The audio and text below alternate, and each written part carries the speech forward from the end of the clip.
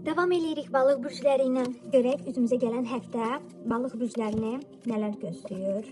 Kartözünü atdı. Sevincli, şən bir hadisələr baş verə bilər. Nəyinsə bəhrəsini ala bilərsiniz.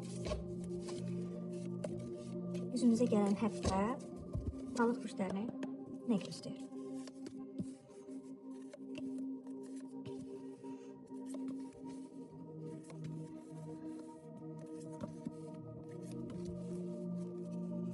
Deməli, əziz balıqlar, uzun müddətli bir harasa getmək, səyahət planı və yaxud da harasa köçməklə bağlı, bir müddət bir yerdən ayrılmaqla bağlı fikirləriniz var. Çünki fiziki və mental olaraq, fiziki və psixolojik olaraq artıq haransa tərk edib harasa getmək arzunuz var.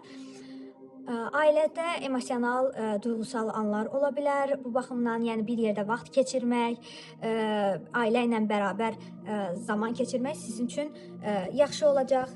Yəni bu həftə o gözlənilir. Sizə hardansa yeni bir qapı açılacaq, yeni bir yol açılacaq.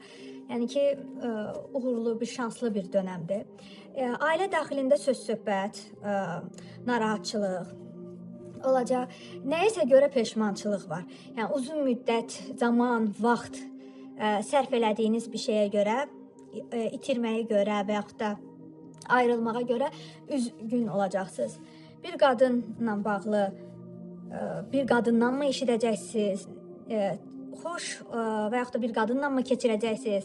Xoş, ürək açan, yəni sizin ürəyinizcə olan zaman keçirəcəksiniz.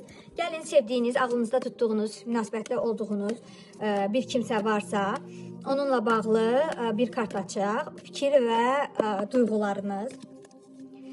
Aha, deməli, sizin ona qarşı əngəllənməyən, yəni ki, arzu istəkləriniz var.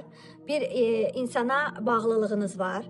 Nə qədər istəsəz də ki, məsəl üçün, ola bilər ki, həmin insandan sizə ziyan gəlir, sizi yəni, kədərləndirir, emosional duyğular yaşayırsınız bu baxımdan, eniş-çıxışlar yaşayırsınız və amma sizin sanki ona qarşı bağlılığınız var.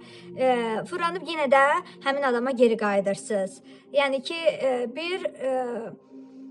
bu münasibətdə nəsə bir asıllıq var. Yəni, əl çəkə bilməmək. Belə bir his var. Bu qədər əziz balıqlar.